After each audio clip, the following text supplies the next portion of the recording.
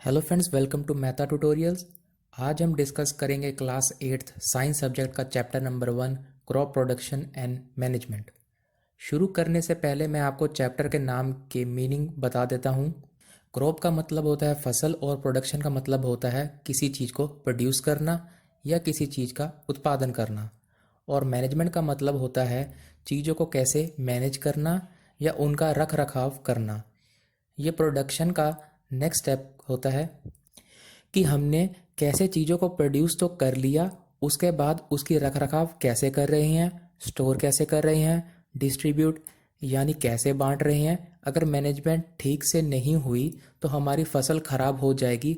तो मैनेजमेंट बहुत ही important step है प्रोडक्शन के बाद। चलिए दोस्तों, रीड करते हैं अब chapter. Paheli and Boojho went to their uncle's house during the summer vacation. Their uncle is a farmer. One day they saw some tools like khurpi, sickle, shovel, plow, etc. in the field. पहेली and बूचो गर्मी की छुट्टियों में अपने uncle के घर गए। उनके अंकल किसान थे और खेती करते थे। एक दिन जब अंकल खेती कर रहे थे तो उन्होंने कुछ चीज़ें देखी, जैसे खुरपी, सिकल और शॉवल। अब उन्होंने ऐसी चीज़ें तो कभी देखी नहीं थी पहले। बूझो सोचने लग गया कि भला इन उपकरणों से क्या होता होगा, इनका किस जगह यूज़ होता होगा और इसको कैसे इस्तेमाल करते हैं। You have learned that all living organisms require food. Plants can make their food themselves. Can you recall how green plants synthesize their own food? आपने पहले भी पढ़ा होगा कि हर एक लिविंग ऑर्गेनिज्म को खाना चाहिए होता है जिंदा रहने के लिए। प्लांट अपना खाना खुद बना सकते हैं। Can you recall how green plant synthesise their own food? क्या आपको याद आ रहा है कि ग्रीन प्लांट्स कैसे अपना खाना सिंथेसिस के थ्रू बना लेते थे? Animals including humans can not make their own food, so where do animal get their food from? Animals और ह्यूमन बींग अपना खाना खुद नहीं बना सकते। एनिमल और ह्यूमन बींग के अंदर कोई ऐसा सिंथेसिस प्रोसेस तो होता नहीं है जैसे प्लांट्स में होता है कि वो खाना बना सकते हैं, लेकिन एनिमल और ह्यूमंस अपना खाना खुद नहीं बना सकते। ये डिपेंडेंट होते हैं किसी और के ऊपर। तो वो अब कह रहा है, so where do animal get their food from, कि एनिमल को खाना कहाँ से मिलता है। But first of all, why do we have to eat food? लेकिन ये पहले ये पूछना चाहता है कि हम खाना खाते क्यों हैं। You already know that energy from food is utilized by organisms for carrying out their various body functions such as digestion, respiration, and excretion. We get food from plants or animals or both. आपने पहले ही पढ़ा होगा, जब हम खाना खाते हैं, खाना खा के हमें क्या मिलती है? एनर्जी। और एनर्जी वो कहाँ पे हम यूटिलाइज करते हैं? अलग अलग वेरियस बॉडी फंक्शन में यूज़ करते हैं, जैसे कि डाइजेशन करना, रेस्पिरेशन करना और फिर एक्सक्रीशन करना। अब वो कह रहा है we get food from plants और एनिमल्स और बोथ। हम जो खाना खाते हैं हमें वो प्लांट से भी मिल सकता है, हम एनिमल्स भी खा सकते हैं या दोनों खा सकते हैं। अब बूजू के मन में एक क्वेश्चन था, since we all need food, how can we provide food to a large number of people in our country? अब बूजू के दिमाग में एक क्वेश्चन आया कि हम सबको खाना तो चाहिए ही, इतना खाना हम कहाँ से लाएंगे कि सारी कंट्री में जितने भी लोग हैं उन्हें मिल सके खाना। तो पहेली उसका आंसर करती है, food has to be produced on large scale. खाना हमें जो बनाना है वो बहुत ही लार्ज स्केल पे बनाना है ताकि सभी को मिल सके। In order to provide food for a large population, regular production, proper management and distribution of food is necessary. अगर हमने काफ़ी लोगों को खाना देना है तो हमें क्या करना पड़ेगा? रेगुलर प्रोडक्शन यानी रोज़ खाना बनाना पड़ेगा, प्रॉपर मैनेजमेंट, एक प्रॉपर मैनेजमेंट होगी, एंड डिस्ट्रीब्यूशन ऑफ फूड, लोगों तक खाना पहुंचाना होगा। अगला टॉपिक है agriculture practices. Till 10,000 BC people were nomadic. 10,000 BC तक पीपल क्या थे? नोमैडिक यानी घुमक्कड़। They were wandering in groups from place to place in search of food and shelter. वो लोग घूमते रहते थे, किसके लिए? खाने की तलाश के लिए और घर के लिए। They ate raw foods and vegetable and started hunting for animals for food. वो कच्चे फल और सब्जियां खाते थे और जानवरों का शिकार करते थे खाने के लिए। Later they could cultivate land and produce rice, wheat and other food crop thus was born agriculture.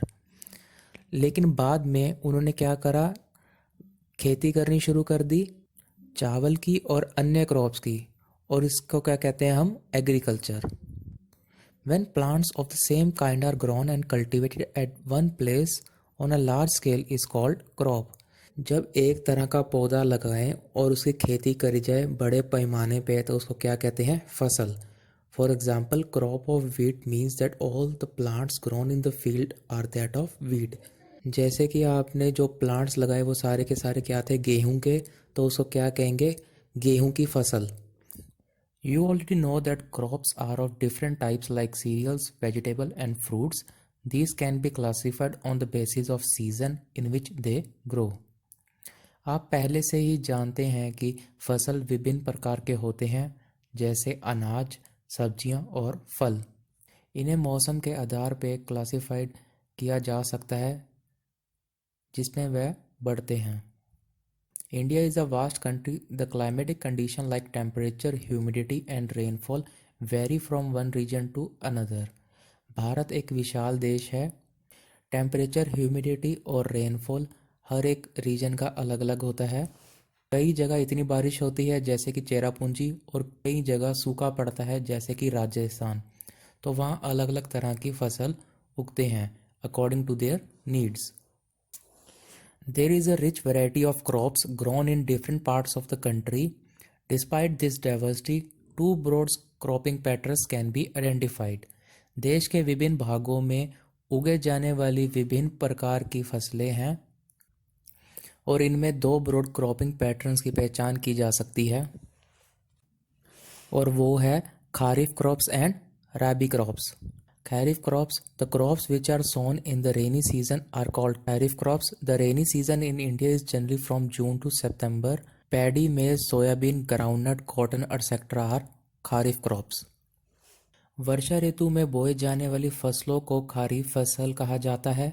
Bharat में वर्षा ऋतु आमतौर पर जून से सितंबर तक होते हैं। धान, मक्का, सोयाबीन, मूंगफली, कपास आदि खरीफ की फसलें हैं। Rabi crops, the crops grown in the winter season are called Rabi crops. Their time period is generally from October to March. Example of Rabi crops are wheat, gram, pea, mustard and linseed. राबी फसलें सर्दियों के मौसम में उगाए जाने वाली फसलों को राबी फसल कहा जाता है। आमतौर पर यह फसलें अक्टूबर से मार्च तक उगाई जाती है। एग्जाम्पल हैं इसके गेहूं, चना, मटर, सरसों और अलासी। Beside these, pulses and vegetables are grown during summer at many places.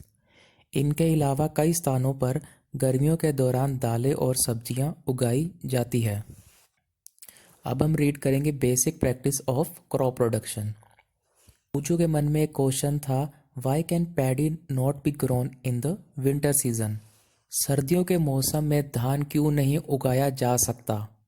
पहेली ने जवाब दिया, paddy requires a lot of water, therefore it is grown only in the rainy season. धान को बहुत अधिक पानी की आवश्यकता होती है, इसलिए यह केवल बरसात के मौसम में उगाया जाता है। Cultivation of crops involves several activities undertaken by farmers over a period of time. You may find that these activities are similar to those carried out by a gardener or even by you when you grow ornamental plants in your house. फसलों की खेती में समय समय पर किसानों द्वारा की जाने वाली कई गतिविधियां शामिल होती है। आप पा सकते हैं कि ये गतिविधियां माली या आपके द्वारा किए गए समान हैं जब आप अपने घरों में सजावटी पौधे उगाते हैं। These activities और task are refer to as agriculture practices. इन गतिविधियों या कार्यों को एग्रीकल्चर प्रैक्टिस कहा जाता है।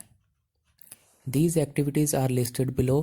फर्स्ट है प्रिपरेशन ऑफ सॉइल, सेकंड है सोइंग, थर्ड है adding manure and fertiliser, fourth है इरिगेशन, फिफ्थ है प्रोटेक्टिंग फ्रॉम वीड्स, सिक्स्थ है हार्वेस्टिंग और सेवन्थ है स्टोरेज। अब हम पढ़ेंगे preparation of soil. The preparation of soil is the first step before growing a crop.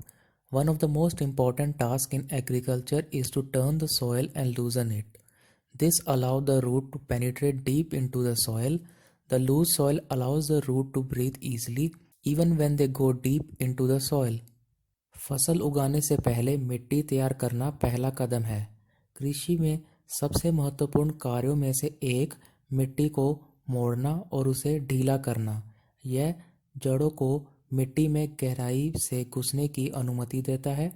ढीली मिट्टी जड़ों को मिट्टी में गहराई तक जाने पर भी आसानी से सांस लेने देती है।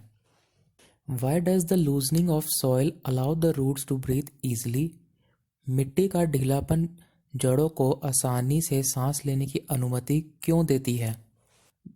The loosened soil helps in the growth of earthworm and microbes present in the soil.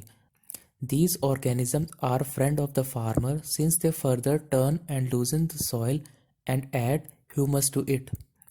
ढीली मिट्टी में मौजूद केंचुए और माइक्रोब्स के विकास में मदद करती है। ये जीव किसान के मित्र हैं क्योंकि वे मिट्टी को मोड़ते हैं और इसे ढीला करते हैं और उसमें ह्यूमस मिलाते हैं। But why does the soil need to be turned and loosened? लेकिन मिट्टी को मोड़ने और ढीला करने की आवश्यकता क्यों है? You have learned in the previous classes that the soil contains mineral, water, air, and some living organism. In addition, dead plants and animals get decomposed by soil organism. In this way, various nutrients help in the dead organism are released back into the soil. These nutrients are again absorbed by plants.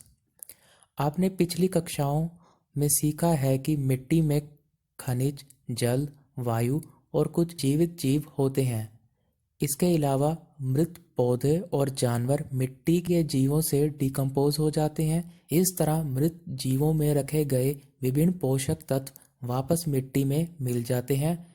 यह पोषक तत्व फिर से पौधों द्वारा absorb कर लिए जाते हैं। Since only a few centimeters of the top layer of soil supports plant growth, turning and loosening of soil bring the nutrients-rich soil to the top so that plants can use these nutrients. मिट्टी के शीर्ष परत के केवल कुछ centimetre पौधे के वृद्धि के समर्थन करता है। मिट्टी को मोड़ना और ढीला करना पोषक तत्वों को भरपूर मिट्टी को सबसे ऊपर लाता है ताकि पौधे इन पोषक तत्वों का उपयोग कर सकें। Thus, turning and loosening of soil is very important for cultivation of crops. इस प्रकार फसलों की खेती के लिए मिट्टी को बदलना और ढीला करना बहुत महत्वपूर्ण है। The process of loosening and turning of soil is called tilling or plowing. This is done by using a plow. Plows are made up of wood or iron. If the soil is very dry, it may need watering before plowing. The plowed field may have big pieces of soil called crumbs. It is necessary to break these crumbs with the plank. The field is leveled for sowing as well as for irrigation purposes. The level of soil is done with the help of leveler. मिट्टी को ढीला करने और मोड़ने की प्रक्रिया को telling या जुताई कहा जाता है। यह एक हल का उपयोग करके किया जाता है। हल लकड़ी या लोहे से बने होते हैं। यदि मिट्टी बहुत सूखी है तो उसे जुताई से पहले पानी की आवश्यकता हो सकती है। जुताई वाले खेत में मिट्टी के बड़े टुकड़े हो सकते हैं, इन्हें क्रम्स कहा जाता है। इन टुकड़ों को एक तख्ती के साथ तोड़ना आवश्यक है। सिंचाई के लिए खेत को समतल किया जाता है। मिट्टी का लेवलिंग एक लेवलर की मदद से किया जाता है। Sometimes manure is added to the soil before tilling. This helps in proper mixing of manure with soil. The soil is watered before sowing. कभी कभी टिलिंग से पहले खाद मिलाई जाती है। यह मिट्टी के साथ खाद के उचित मिश्रण में मदद करता है। सोइंग से पहले मिट्टी को पानी दिया जाता है। अब हम पढ़ेंगे एग्रीकल्चर इम्प्लीमेंट्स। इसका मतलब होता है एग्रीकल्चर में कौन कौन से औजार यूज़ किए जाते हैं। Before sowing the seed it is necessary to break soil to the size of grains to get better yield. This is done with the help of various tool. The main tool use for this purpose are the plough, hoe and cultivator. बीज बोने से पहले बेहतर उपज प्राप्त करने के लिए अनाज के आकार के लिए मिट्टी का तोड़ना आवश्यक है। यह विभिन्न उपकरणों की मदद से किया जाता है। इस उद्देश्य के लिए उपयोग किए जाने वाले मुख्य उपकरण हल, कुदाल और कल्टीवेटर हैं। Plow. This is being used since ancient time for tilling the soil, adding fertilizer to the crops, removing the weeds, scraping of soil, etc. This implement is made of wood and is drawn by a pair of bulls or other animal, horses, camel, etc. It contains a strong triangular iron strip called plowshare. The main part of plow is a long log of wood which is called plow shaft. There is a handle at one end of the shaft. The other end is attached to the beam which is placed on the bull's neck. One pair of bulls and a man can easily operate the plow. प्लो क्या होता है? हल। यह मिट्टी का उपयोग करने, फसल को जोड़ने, मिट्टी को खुरदने आदि के लिए प्राचीन काल से इस्तेमाल किया जा रहा है। यह लकड़ी से बना है और एक जोड़ी बैल या अन्य जानवरों, घोड़े, ऊंट आदि के द्वारा तैयार किया गया है। इसमें एक मजबूत लोहे की पट्टी होती है जिसे प्लोशेयर कहा जाता है। हल का मुख्य भाग लकड़ी का एक लंबा लॉग होता है जिसे प्लो शाफ्ट कहा जाता है। शाफ्ट में एक छोर पर एक हैंडल है, दूसरे छोर एक बीम से जुड़ा हुआ है जो बैल की गर्दन पर रखा गया है। एक जोड़ी बैल और एक आदमी हल आसानी से संचालित कर सकते हैं। The indigenous wooden plow is increasingly being replaced by iron plow nowadays. आजकल लकड़ी के हल की जगह लोहे के हल का तेजी से इस्तेमाल हो रहा है। अब हम रीड करेंगे हो के बारे में। It is a simple tool which is used for removing weeds and for loosening the soil. It has a long rod of wood or iron. A strong, broad and bent plate of iron is fixed to the one of its end and works like a blade. It is pulled by animals. हो क्या होता है? कुदाल। यह एक सरल उपकरण है जिसका उपयोग वीड्स हटाने में और मिट्टी को ढीला करने के लिए किया जाता है। इसकी लकड़ी या लोहे की एक लंबी रोड होती है। लोहे की एक मजबूत, चौड़ी और मुड़ी हुई प्लेट इसके एक सिरे पर टिकी होती है और एक ब्लेड की तरह काम करती है। इसे जानवरों द्वारा खींचा जाता है। Cultivator. Nowadays, plowing is done by a tractor-driven cultivator. The use of cultivator saves labor and time. आजकल प्लोइंग ट्रैक्टर चालित कल्टीवेटर द्वारा की जाती है। कल्टीवेटर के उपयोग से श्रम और समय की बचत होती है। जैसे कि दोस्तों आपको पता ही होगा, पुराने ज़माने में जैसे लोग हल जोतते थे, काफ़ी घंटे लग जाते थे उनको हल जोतने में, जबकि आजकल ट्रैक्टर में जो हल जोतते हैं उनको कुछ ही टाइम लगता है हल जोतने में। तो इससे टाइम की सेविंग हुई है और लेबर की। सोइंग हम पढ़ेंगे नेक्स्ट पार्ट में।